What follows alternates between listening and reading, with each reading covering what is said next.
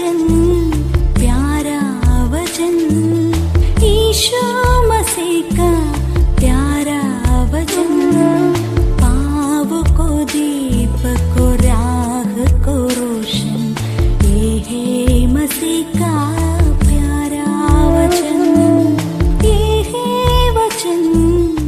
परमेश्वर के धन्य नाम की महिमा हो। प्रभात मनन के सत्र 2021 में आप सभी का बहुत ही विनम्रता के साथ स्वागत करता हूं। आइए आज के मनन के लिए हम पढ़ते हैं इब्रानी अध्याय 10 पद 26 और 27। क्योंकि सच्चाई की पहचान प्राप्त करने के बाद यदि हम जानबूझकर पाप करते रहे तो पापों के लिए फिर कोई बलिदान बाकी नहीं। हाँ, दंड का एक भयानक बाट जो होना और आग का ज्वलन बाकी है जो विरोधियों को भस्म कर देगा। हम कल ये देखे थे कि ईश्वरीय सच्चाई का संपूर्ण प्रदर्शन हम प्रभु यीशु मसीह में देखते हैं। प्रभु यीशु मसीह ईश्वरीय त्रिएकता में द्वितीय व्यक्तित्व है जिसे परमेश्वर के पुत्र के रूप में वचन में परिचय कराया गया है। मैं इस बात को पवित्र शास्त्र से पुनः स्पष्ट करना चाहता हूँ कि बाइबल प्रभु यीशु मसीह को इसलिए परमेश्वर का एकमात्र पूर्णावतार के रूप में प्रस्तुत नहीं करती है कि उनमें परमेश्वर के कुछ कुछ गुण थे, बल्कि इसलिए है कि उनमें परमेश्वर के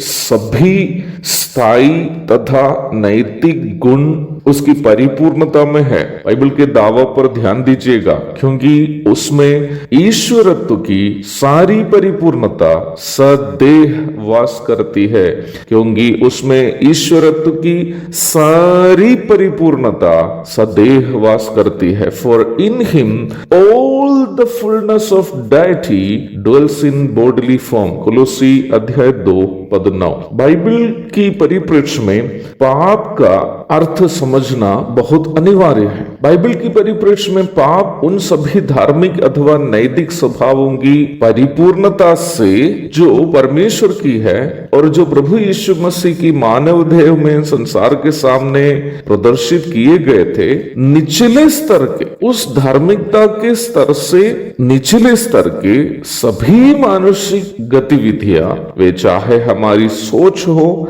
या फिर बोली और काम क्यों न हो, सभी पाप हैं। Whatever we think, talk or do which are not par with the standard of God's righteous or moral characteristics which were exhibited in the human body of Jesus Christ are sin according to the Bible. Bible के नया नियम में पाप शब्द के लिए उपयोग किया गया यूनानी शब्द हमार्टिया है, जिसका शाब्दिक अर्थ लक्ष्य से चूक जाना अथवा मिसिंग द मार्क है।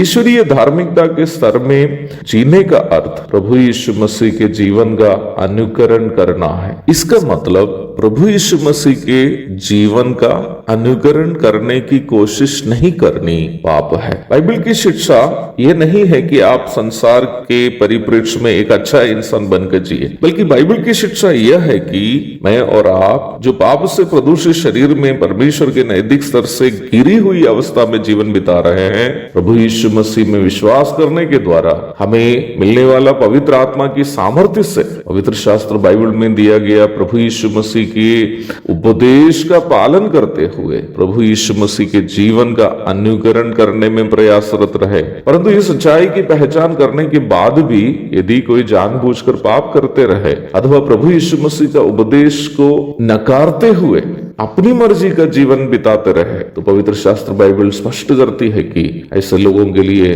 फिर कोई बलिदान बाकी नहीं है कि उनको पाप से क्षमा मिल जाए। केवल आग की झील ही बाकी होगी जो उनका अनंतकालीन पड़ाव है। प्यारो, मैं पुनः यह स्पष्ट करते हुए आज का मनन समाप्त करना चाहता हूं कि पवित्र शास्त्र बाइबल से परमेश्वर के बारे में ज्ञान रखना, ये यीशु मसीह के बारे में केवल जानना उद्धार नहीं है। प्रभु यीशु मसीह की प्रायश्चित मृत्यु और पुनरुत्थान को अपने लिए हुई मृत्यु और पुनरुत्थान के रूप में अंगीकार करने से उद्धार मिलता है, पाप क्षमा मिलता है, मुक्ति मिलती है।